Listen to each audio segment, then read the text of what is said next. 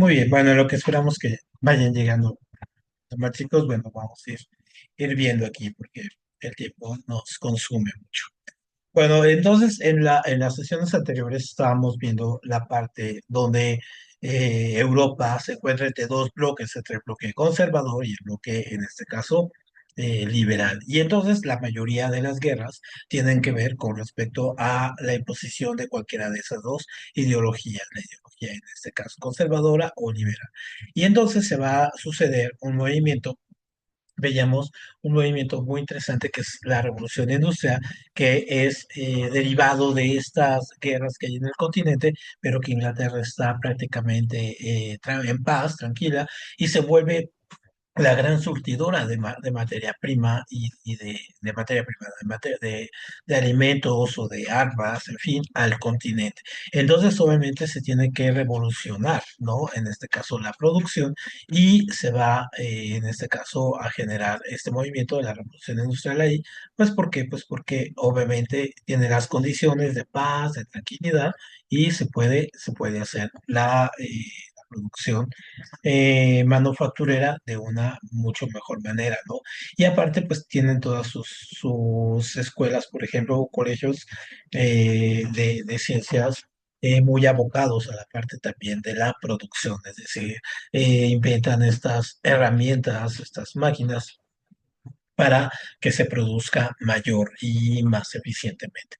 Entonces, esto va a crear que los países al mismo tiempo también comiencen a discutir entre ellos quién tiene mayor potencia, quién es mejor y todo ello. Entonces, uno de los movimientos que veíamos, que había sido el movimiento del marxismo con Marx, que proclamaba el Estado comunista, o primero, antes era la dictadura del proletariado, antes de pasar a este estado marxista, donde todos tuvieran un equilibrio de oportunidades y de recursos. Entonces, en esa parte, los países empiezan a darse cuenta que necesitan dos cosas fundamentalmente para poder seguir creciendo. Por un lado, necesitan mano de obra barata, ¿no? O sea, trabajadores cobren poco y por otro lado, materia prima barata, es decir, recursos a muy bajo costo para producir. ¿Cuál es la máxima del capitalismo? Pues básicamente es eso de producir lo mayor posible con el menor costo posible, ¿no? Entonces, obviamente, pues necesitan estas dos cosas. Entonces, esto va a ser prácticamente el origen de algo que se llama el imperialismo y que ayer, no sé si viste, por ejemplo, el ascenso de Trump a la presidencia de Estados Unidos, su discurso fue muy imperialista. Imagínate, un presidente en el 2025 hablando como lo hablaban en 1900, ¿no? Entonces, ¿por qué? Pues porque es exactamente lo mismo, es decir, queremos su mano de obra y queremos sus recursos. ¿Para qué? Para que mi país crezca, ¿no? Y entonces, ¿cómo me voy a hacer de esos recursos? Pues fácil, ¿no? Con la guerra, invadiendo sus países, tomando sus territorios, tomando a su gente y poniéndola a trabajar para mis recursos. Entonces, el origen de las guerras que va a haber en el siglo XX, la Primera Guerra Mundial y la Segunda Guerra Mundial, el origen, digamos, la causa principal, y ojo, porque esta sí, clásica siempre viene en el examen, es el imperialismo, este deseo de obtener mano de obra y materia prima baratas. Entonces, obviamente los países se tienen que ir reorganizando para ello, y es lo que vamos a ver aquí, ¿no? La Primera Guerra Mundial va a ser la primera gran expresión de ese imperialismo, luego vamos a tener en medio de ello una serie de movimientos que se llama periodo entre guerras, que es donde va a surgir el nazismo, va a caer la bolsa de valores, va a venir el asunto de la creación de los estados fascistas, tanto en Japón como en Italia, el nazismo en Alemania, ¿no? Va a venir la revolución rusa en la Rusia y va a surgir la Unión Soviética, va a caer la bolsa de valores, en fin. Entonces vamos a tener ese periodo que va a ser una pausa para después la otra gran guerra, que es la Segunda Guerra Mundial. Y entonces en la Segunda Guerra Mundial, que es una continuación de esta, obviamente vamos a ver aquí ya los países alineados de una manera donde se tienen que unir, ¿no? Países que tengan intereses comunes para derrotar a otros, ¿no? A pesar de que sean países tan diferentes. Luego vamos a ver cómo el término de esta guerra, de la Segunda Guerra Mundial, va a venir un periodo que se va a llamar la Guerra Fría, donde los dos países ganadores de esta guerra, tanto la Unión Soviética por acá como los Estados Unidos por acá, se van a enfrentar. Muy, si te fijas, es muy, muy, muy parecido al mundo que les está tocando vivir a ustedes como jóvenes, ¿no? Digamos, estamos en una nueva guerra fría y a ustedes les está tocando vivirla. Entonces, obviamente, en este sentido, estos países, ¿no? Se van a confrontar por el dominación prácticamente del mundo. Pero aquí, ¿cuál es el punto? Que aquí pues ya hay armas nucleares y entonces eso hace que la guerra todavía sea más peligrosa, porque si bien en la Primera y la Segunda Guerra Mundial ya había armas de destrucción masiva muy fuertes, pero no eran tan poderosas como tener una arma nuclear, que estos ya lo van a tener en la mitad del segundo, en la segunda mitad del siglo XX. Y después vamos a terminar esta parte donde finalmente la Unión Soviética termina cayéndose este bloque, ¿no? De los países soviéticos y va a dar pie para que Estados Unidos se reconfigure el mundo a partir de la primacía de los Estados Unidos en el mundo que ahora reclama, ayer en el discurso de Trump lo reclamaba otra vez, esto de hacer América grande de nuevo, pues es el mismo discurso. Y vamos a tener como en el siglo XXI, pues estas guerras siguen siendo por el dominio de uno u otro. Por ejemplo, ahorita Rusia contra Ucrania o Estados Unidos amenazando a México, a Panamá, Groenlandia, en fin. Entonces, es exactamente el mismo. Por eso hay una cuestión de lo cíclico con la historia y entender muy bien lo que ha sucedido, pues te ayuda a entender muy bien lo que está pasando porque no es, las condiciones cambian y la temporalidad y todo, pero realmente el fondo sigue siendo prácticamente el mismo, ¿no? Entonces, bueno, eso es lo que tenemos que ver en el mundo contemporáneo, ¿no? En la parte de contemporánea. Muy bien, entonces, aquí ya un poco entrando al punto, tenemos esto. Así estaba el mundo en este caso al principio del siglo XIX, es decir, cómo está, del siglo XX, es decir, cómo está el mundo dividido en el siglo XX, un poco así, un poco países alineados unos con otros, las posesiones, por ejemplo, como los Estados Unidos, por ejemplo, le compran Alaska aquí, un poco Groenlandia, que es la que quiere comprar aquí Noruega, que es Dinamarca, perdón, que es este país chiquitito, este país en azul, es dueño de este. Entonces, esto es lo que se llamaba colonialismo. Es decir, son países que están dominados por otros. Si te fijas, toda África está colonizada por los países europeos, ¿no? Tienen el dominio ahí, ¿no? Y la parte aquí de Asia también está dominada por los países europeos. Entonces, esto genera un sentimiento muy importante en estos países de nacionalismo, es decir, que van a explotar después de la Segunda Guerra Mundial. Todas estas expresiones y todos estos países, todo este mapa se va a reconfigurar. ¿Por qué? Pues porque obviamente se van a ir liberando por esta idea de buscar una identidad propia, de resaltar como sus propias soberanías, sus propios países, sus propios gobiernos. Entonces, obviamente hay un inicio en el siglo XX bastante apretado porque, y a ver aquí, porque se fue hasta acá, tenemos esta, no era esta. A ver, creo que nos adelantamos mucho aquí, ¿no? Con esto, creo que sí. Ujú. Bueno, ahorita lo vemos. Entonces, hay una cuestión con estos países, tanto los europeos como los Estados Unidos. ¿Por qué? Pues sobre todo porque comienzan ellos a darse cuenta que necesita dominar uno al otro, ¿no? Para poder, en este caso, resurgir y todo. Ah, sí, ya vi, es que se fueron algunas diapositivas. Se fueron las de la Primera Guerra Mundial y no las tenemos aquí. Bueno, ahorita las vamos a ir explicando. Entonces, lo que va a suceder aquí es que véanlo así, ¿no? Tú tienes una tienda en tu calle, pones una tienda y otro compañero pone su tienda enfrente de la tuya. Entonces comienzan obviamente a ver con ofertas, ¿no? Yo bajo los precios, tú bajas los precios, pongo unas ofertas y comienzan finalmente a pelear comercialmente. Pero, ¿qué pasa cuando uno de ellos empieza a ser, es más agresivo con sus ofertas y el otro negocio pues empieza a decaer? Pues hay de dos cosas. Uno, o que se asocien, ¿no? Que se pueden asociar, o otra es que el que vaya ganando, por ejemplo, le haga un daño al otro negocio de tal manera que se lo pueda comer. Entonces, ahora, por ejemplo, existe la bolsa de valores que hace exactamente eso. Los negocios se ponen de acuerdo para las acciones, quien se come a otro, ¿no? Estas famosas fusiones de que hay una empresa, y luego llega otra, igual, crece más y se come a la otra.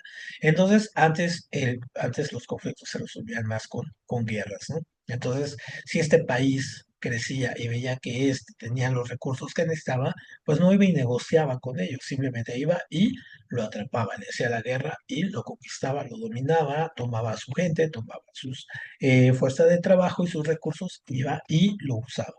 Entonces, la guerra finalmente es esa expresión, ¿no? Y en la Primera Guerra Mundial, los países, vamos aquí a acercarle, en la Primera Guerra Mundial, los países estaban, había una gran tensión ya al principio del siglo XIX, del siglo XX, perdón, y al final del siglo XIX, había mucha tensión entre los países. Y entonces había dos bloques, se van a crear dos bloques que van a estar en este caso peleando, ¿no? Entre ellos. Por un lado, te vamos a tener la triple entente, ¿no? Un ojo muy importante, que es Inglaterra, Francia y Rusia, ¿no? En la Rusia del zar. Y luego tenemos la triple alianza, ajá, ojo, que es Alemania, Italia y el Imperio Austrohúngaro. Entonces, si los vemos en un mapa, ajá, nos damos cuenta cómo finalmente la Triple Alianza está en medio de Europa, ¿no? Y los otros están dos acá y la Rusia por acá. Entonces, obviamente, estos países necesitan aliarse, pues, para poder vencer a los otros, es decir, los que antiguamente fueron compañeros, en este caso, contra Napoleón o en las guerras del siglo XIX, pues aquí incluso hasta terminan peleados unidos, ¿no? Como Inglaterra, o sea, ver Inglaterra y Francia unidos, cuando en el siglo anterior eran los peores enemigos, pues era muy curioso. Entonces, ¿qué es lo que va a suceder? Aquí necesita estallar esta guerra, pues para finalmente darle pues sí, darle una movilidad, ¿no? A sus expresiones bélicas.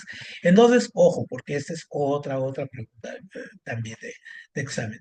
¿Cómo comienza, ¿no? O cuál es el pretexto por el cual inicia la Primera Guerra Mundial? Pues con el asesinato del archiduque Francisco Fernando o Franz Ferdinand en la ciudad de Sarajevo. Entonces se asesina a este archiduque, Alemania lo toma como una ofensa, pero Alemania simplemente sabe que esto es un absurdo, ¿no? Tomar esto como un motivo de guerra, pero ellos lo necesitaban, ¿no? Necesitaban una expresión, por mínima que fuera una agresión, para explotar la guerra. Y aparte, durante años habían fabricado barcos de guerra, armas, habían construido un ejército muy fuerte, ¿no? Con el Kaiser y Guillermo, y entonces tenían esta cuestión bélica, ¿no? Este belicismo muy marcado. Entonces, matan a este archiduque, ¿no? Y los alemanes pues comienzan a declararle la guerra a todo el mundo, ¿no? A los rusos, a los ingleses, a los franceses, en fin, ¿no? Entonces, ¿qué es lo que pasa? La guerra, en este caso, va a ser una guerra muy estática. Déjenme ponerles aquí un mapa. Va a ser muy estática. ¿Por qué? Porque esta guerra va a ser, digamos, que dejen poner el mapa. Aquí está. Aquí está, y dejen compartírselo acá. Mapa. Mm, Y se los comparto acá el mapa. Muy bien, ahí está. Entonces, ahí está Europa, ¿no? Ahí está. Entonces, ¿por qué esta guerra se vuelve una guerra muy estática? Pues por una cuestión muy interesante, porque los ejércitos anteriormente de sus guerras eran guerras ofensivas, es decir, así, los ejércitos se enfrentaban uno contra otro, ¿no? Así, ¡bra! Todos chocaban. Entonces, esas eran guerras ofensivas. Pero en este caso, aquí la guerra va a ser de otra índole, va a ser una guerra defensiva, es decir, van a estar los ejércitos aquí separados, ¿no? Y separados aquí por trincheras o por fronteras o barras, en fin, todo ello, y no se enfrentan de manera tan directa. Va a haber batallas así, pero la mayoría van a ser batallas todavía muy de manera indirecta. Entonces, obviamente, la guerra se va a quedar estancada aquí, ¿no? Los alemanes que están acá comienzan a pelear contra Francia y contra los ingleses y también acá contra los rusos. Entonces, la guerra se va a quedar estancada aquí por cuestiones tanto del clima, de la lluvia, en fin, y van a quedar estancados en algo que son las trincheras. Entonces, estos hoyos que hay, en este caso, que hacían estos pasos, y donde estaban los ejércitos ahí y podían estar incluso con una distancia hasta de 20 metros de distancia un ejército del otro. Era muy curioso ello.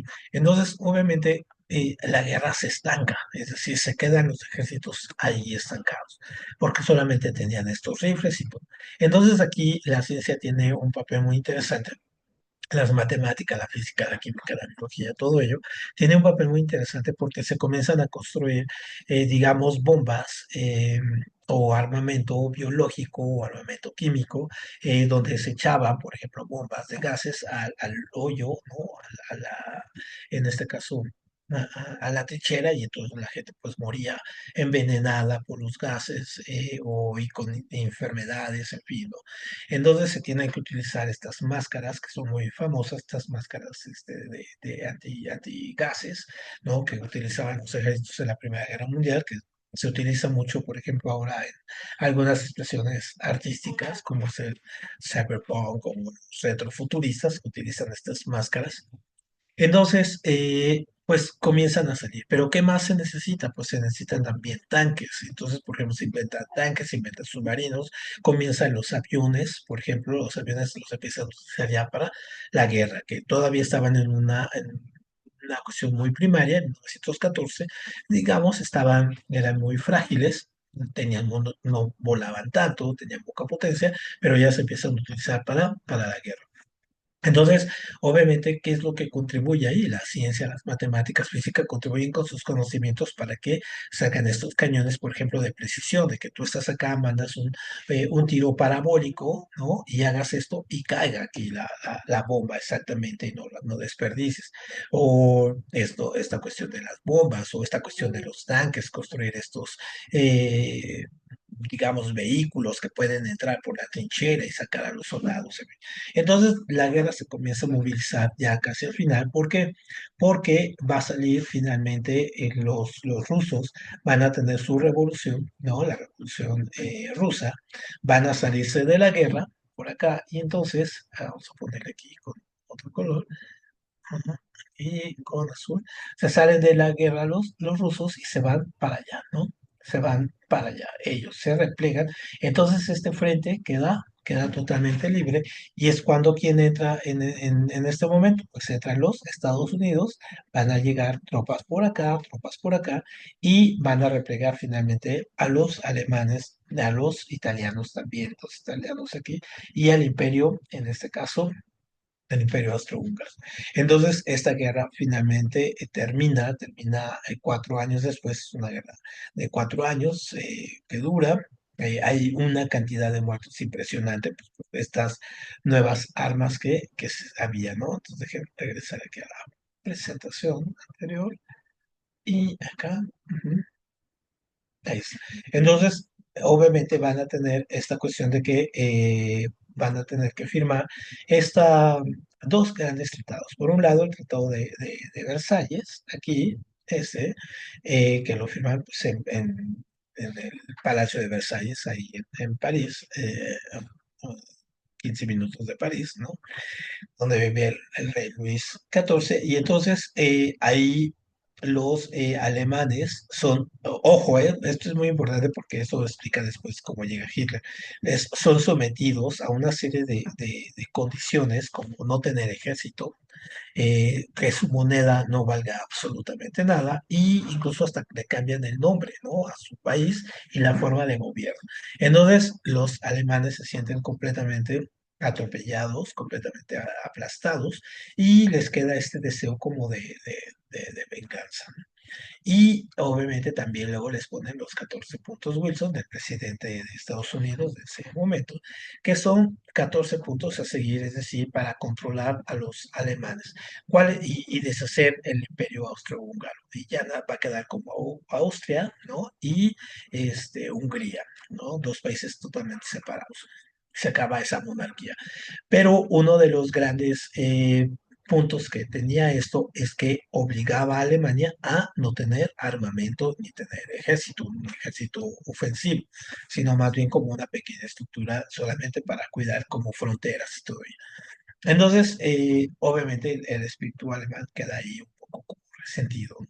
Entonces, una vez que termina esta guerra, aquí vamos a ponerle aquí, una vez que termina esta guerra, va a venir este periodo que decimos que es el periodo entre guerras, que va a ser del 18 al 39, es decir, del final de la Primera Guerra Mundial al inicio de la Primera.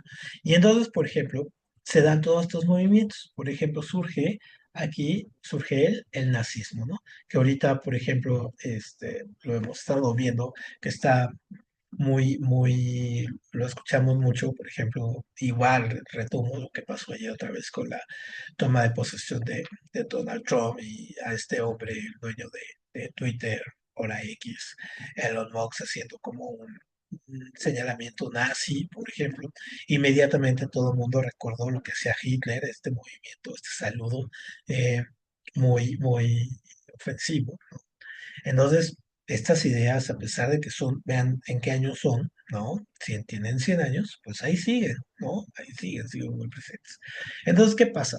Alemania, obviamente, comienza un proceso de reorganización política social. No surge este personaje Hitler junto con otro grupo de personajes como Goebbels, Himmler, en fin, que manejan mucho la cuestión del nacionalismo, es decir, y me van a decir a qué se parece, ¿no? Si Alemania va a ser grande, Alemania merece retomar el poder, Alemania merece volver a ser el centro del dominio, en fin, ¿no? Un poco como predestinados por algún tipo de fuerza mística para poder ellos gobernar sobre el mundo, en fin. Entonces retoman para crear esta ideología nazi, se llama nazi porque es nacional socialista, ¿no? Y así se escribe en alemán, nazi con Z. Entonces, comienza con esta idea de justificar por qué los arios, ¿no? O sea, los alemanes, porque son la raza elegida, porque son fuertes, porque son blancos, porque merecen dominar, en fin, y alteran teorías filosóficas, sacan un montón de pseudociencias, como la frenología, esto de que el tamaño de la cabeza determinaba tu inteligencia, en fin, y para justificar todo esto, ¿no? Es decir, si se fijan, el paralelismo con el que vivimos ahora es muy interesante, ¿no? Vivimos también con muchas pseudociencias. Entonces, logran tomar el poder porque convencen a la gente de que ellos son los nazis, son los fuertes, los que van a tomar, los que se van a vengar de los franceses, de los ingleses, de los Estados Unidos, en fin. Entonces, obviamente, toman el poder en 1933 con votaciones, ¿no? Hay elecciones y ellos ganan las elecciones y toman el poder. Y en la cabeza de este movimiento, pues es Adolfo Hitler, que tiene este libro de Mi lucha, donde hace todo un manifiesto sobre por qué hay que eliminar a la raza judía, por qué hay que dominar el mundo, por qué los alemanes, en fin. Entonces, al mismo tiempo que está pasando esto, se vuelve muy militarista, sí tienen esta parte del acecho contra la raza judía, pues porque tienen recursos económicos y necesitan ese dinero, ¿no? De esta comunidad, ¿no? También. Pero al mismo tiempo, en la Unión, en lo que es Rusia, ¿no? Lo que Rusia aquí, eh, lo que hoy es Rusia otra vez, ¿no? Era un país extremadamente pobre, con una monarquía marcada por los zares, muy fastuosa, muy rica, en fin. Entonces, con un personaje ahí muy extraño que se llama Rasputín, si lo escuchan alguna vez o le buscan un poco por ahí, es un tipo siniestro, ¿no? Y un poco medio místico. Y empieza esta cuestión de la ofensa que sentía la gente extremadamente pobre con una monarquía increíblemente y penosamente rica, ¿no? Con fiestas y todo ese asunto estaba muy emparejada con los ingleses, en fin, ¿no? Entonces, obviamente, empieza a surgir líderes que han leído, que han entendido bien las teorías de Marx y de Engels, esta cuestión del marxismo, el comunismo, y comienzan a crear su propia estructura o su propia filosofía política, que va a ser el marxismo-leninismo, y el personaje pues va a ser, en este caso, Lenin. Creo que aquí sí hay imagen de Lenin, aquí vamos a ponerla. ¿Mm? Aquí, bueno, aquí están los nazis, ajá, haciendo este es Mussolini, aquí, ¿no? Y aquí está Lenin. Entonces, y aquí está el zar, ¿no? Nicolás II. Entonces, obviamente hay una parte donde Lenin, pues, tiene toda esta exposición pública, es un caudillo, es un líder, y hace llegar sus ideas sobre la revolución del proletariado, bueno, las ideas de Marx, pero bueno, que él va adaptando a la realidad rusa. Y entonces hay una revuelta, ¿no? Una revuelta donde finalmente él va a tomar el poder y va a crear lo que después vamos a conocer como la Unión de Repúblicas Socialistas Soviéticas, la URSS. Y comienza con un replanteamiento total del Estado, ¿no? El Estado como más allá del planificador y el reorganizar también a la sociedad. Entonces, estos que toman el poder van a ser los bolcheviques y ellos van a estar, que son radicales, y van a tener una ala moderada, que son los mencheviques de Alejandro Kerensky, y van a estar ahí entre peleando ellos hasta que Lenin finalmente se impone como el gran líder, ¿no? Pero está muy poco tiempo en el poder Lenin, muere, ¿no? A los pocos años y va a subir al poder un personaje bastante oscuro que incluso eh, eh, también tuvo campos de concentración y también mató muchísimo más gente que el mismo Hitler, que es Joseph Stalin, ¿no?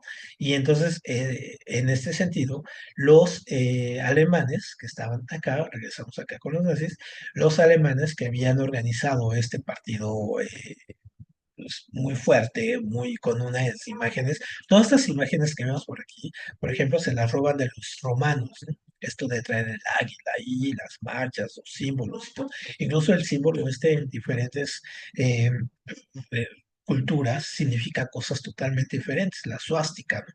Y hoy vemos una suástica, inmediatamente nos referimos a los nazis, pero por ejemplo, con los egipcios, con los escandinavos, en fin, tienen diferentes simbologías. Entonces, obviamente Estados Unidos e Inglaterra se dan cuenta que tienen un gran enemigo, ya que son los soviéticos, porque tienen toda la ideología completamente diferente a lo que ellos son. Entonces, ¿qué es lo que hacen? Pues finalmente van a dejar crecer a los nazis para que su idea es que los nazis peleen contra los soviéticos, se deshagan entre ellos y finalmente después ellos lleguen y tomen el poder, el control. Entonces, obviamente esto va a ir también aumentando porque va a crearse o también un estado que es el estado fascista, ¿no? El estado fascista, aquí vemos a Hitler, ¿no? A ver, permítanme un segundito.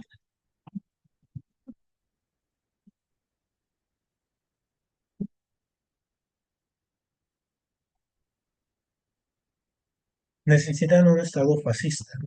Que es donde el control total el poder está concentrado en muy pocas manos, en este caso en las manos del Duce, que es este, ¿no? Este es Mussolini, y aquí está Mussolini, y aquí está Hitler. Y entonces se emparentan, porque finalmente es como el poder vertical, o sea, si yo decido lo que es bien para el pueblo, y a todo al que me es ajeno o todo el que no esté conmigo, pues yo lo deshago, ¿no? Simplemente lo desaparezco. Entonces, estos también son militaristas, pero a diferencia de los nazis, que los nazis perseguían, en este caso, a los judíos, a los gitanos, a los minusválidos, en fin, estos no, estos simplemente, por los que pensaban de manera diferente, ellos los quitaban, pero no había una cuestión de raza o de cosas así, ¿no? Entonces hacen estos grandes mítines, estas grandes fiestas, eh, sí, como lo que veíamos ayer, ¿no? Estos shows para la masa, ¿no? Y tienen esta cuestión aquí vamos a ponerle, esta cuestión de quererse ganar a los jóvenes, ¿no? Porque creen que ellos son los que pueden tener y hacer el cambio del régimen y pueden sostener y quitar a los ricos, en fin, ¿no? Entonces, obviamente, tienen una cuestión muy de la violencia. Entonces, obviamente, y esto, ¿no? De tener un líder carismático. Entonces, por ejemplo, Mussolini pues le hablaba al pueblo, no era guapo ni nada, pero era un tipo que le hablaba al pueblo, lo entendían, lo querían, ¿no? Lo veían casi, casi como un semidios, ¿no? Entonces, bueno, ese es un régimen fascista. Entonces, por ejemplo, lo que vemos, por ejemplo, ahorita, repito el punto porque es muy visual para ustedes. Por ejemplo, ayer la toma de posesión de Trump pues, fue prácticamente el ascenso de un grupo de fascistas al poder, ¿no? Con estos dueños de los medios de comunicación como Mark Zuckerberg de Facebook, Bezos de Amazon, el de Google, el Elon Musk, en fin, ¿no? Es un grupo dominando absolutamente todo y mandando el discurso. Entonces, eso va pasando en Italia. Entonces, tenemos tres momentos y viene otro gran momento, ¿no? El otro gran momento es que el gran ganador de la Primera Guerra Mundial fue Estados Unidos. Estados Unidos entonces comienza a producir demasiado, ¿no? Tiene una gran producción y tiene esto que se llama los fabulosos 20, es decir, los fabulosos 20 es esta situación donde hay una gran bonanza económica, hay mucha riqueza, mucha riqueza, y entonces obviamente, la gente gasta, compra, la bolsa de valores se va hasta arriba, las empresas florecen y todo. Pero ¿qué pasa? Se engolosinan con esta cuestión de hacer y vender, a tal grado que la población ya no, llega un momento donde ya no ven ninguna motivación de comprar. ¿Por qué? Pues porque ya tienen todo lo que querían, ¿no? Entonces, y no hay innovación, no hay productos nuevos, no hay nada que les motive a seguir comprando. Entonces viene que la gente pues deja de comprar y las empresas comienzan a bajar precios porque se les llenan, o sea, hay demasiada producción de las cosas, pero la gente ya no las compra y empiezan a cerrar fábricas, empiezan a quebrar empresas y entonces en octubre del 29 es lo que se llama el Jueves Negro, ¿no? Aquí lo tenemos, el Jueves Negro y obviamente cae la bolsa de valores. Y entonces es la gran crisis económica, lo que se llama la Gran Depresión o el crack del 29 y con esto se replantea el modelo, digamos, el modelo capitalista del consumo, ¿no? Es decir, cuánto se puede lograr a partir nada más de estar consumiendo sin ningún factor externo atrás, ¿no? Entonces, obviamente, esto va a hacer que Estados Unidos, pues, todas las fortunas y todo eso se desaparezcan. Entonces queda en una crisis económica bastante severa que le afecta al mundo en general. Y esto lo aprovechan los alemanes, incluso también, ¿no? y los soviéticos. Entonces, obviamente Estados Unidos debe de replantearse un nuevo modelo de economía y ese modelo económico se va a llamar el New Deal o también como se es en español, pues, el nuevo trato, que es básicamente una economía que va a crear algo que se va a llamar muy importante el estado de bienestar, que es eso, es donde el Estado comienza a actuar como si fuera un gran proveedor de productos también y un gran constructor, y entonces se construyen muchas fábricas, hospitales, escuelas, carreteras, en fin, que da el Estado para generar empleos. Y entonces esos empleos generan, obviamente, que haya recursos y con esos recursos se pueden o volver a echar a andar de nuevo la economía. Y el Estado, pues, tiene la máquina de hacer el dinero, en este caso, los dólares, y comienzan a producir muchos dólares, ¿no? Entonces empiezan a dar mucho dinero y empieza a circular. Obviamente esto trae un problema de inflación, ¿no? Pero que es un problema que se va a ir prolongando, lo va prolongando, no es a explotar hasta los años 60, ¿no? ¿Qué es la inflación? Es cuando hay mucho dinero circulando. O sea, cuando hay mucho dinero circulando, la gente o los productores dicen, si yo vendo un jitomate a 10 pesos, por ejemplo, ahorita, ¿no? Pero si yo veo que toda la gente tiene mucho dinero, ¿no? Entonces yo quiero tener parte de ese dinero. Entonces, por ejemplo, ya no lo voy a dar en 10 pesos, ahora lo voy a dar en 15 pesos. ¿Por qué? Porque juego con la oferta y la demanda. Y entonces, como la gente tiene el dinero, pues lo compra y empieza a haber este ciclo de aumento, aumento, aumento, aumento de precios. Entonces, prácticamente así es como cuando se da que aumentan mucho los precios, es porque hay un exceso de circulante. Entonces, ¿qué es lo que hacen los gobiernos? Pues recortan el circulante, el dinero, lo empiezan a sacar de circulación para que los precios comiencen a bajar. Suena muy fácil en teoría, bueno, pero es más difícil ya en la práctica. Entonces, Estados Unidos, con esta política del New Deal, de Roosevelt, pues comienza a reparar su economía, que tampoco es nada sencillo, le va a costar muchísimos años antes de, digamos, al final de la Segunda Guerra Mundial, es cuando otra vez tiene muchísimos recursos y se vuelve un país, ya, ahora sí, una potencia mundial, ¿no?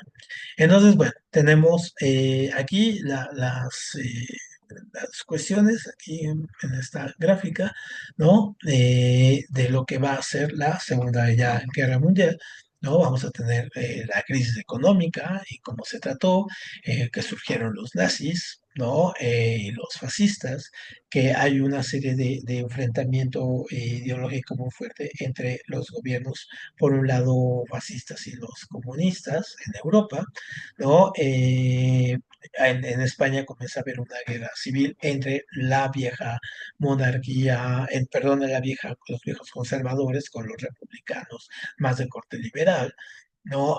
Comienza a haber también un conflicto entre los alemanes y la Unión Soviética, que es un poco oeste, ¿no? Y comienza también esta cuestión otra vez, ¿no?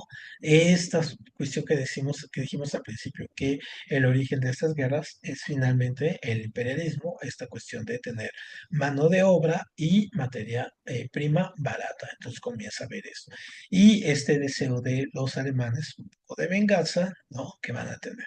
Entonces, obviamente, todo ello va a orillar a que surja la Segunda Guerra Mundial, ¿no? Que va a durar en este caso, del 39 al 45. Y antes de que se nos acabe el tiempo, nada más vemos aquí los bloques que se arman, el eje Berlín-Roma-Tokio, es decir, los alemanes, los japoneses y los italianos se van a enfrentar a la Unión Soviética, en este caso, Inglaterra, Francia y los Estados Unidos, que son los aliados, ¿no? O sea, los bandos están ya muy, muy marcados entre estos dos. ¿No? ¿Y por qué Japón se vuelve fascista? Pues porque quiere el territorio de China. Muy bien. Bueno, entonces el jueves terminamos de ver Segunda Guerra Mundial y vemos Guerra Fría. Ya nada más nos queda una sesión y media de historia. Nos vemos el jueves igual a la misma hora. Muchísimas gracias.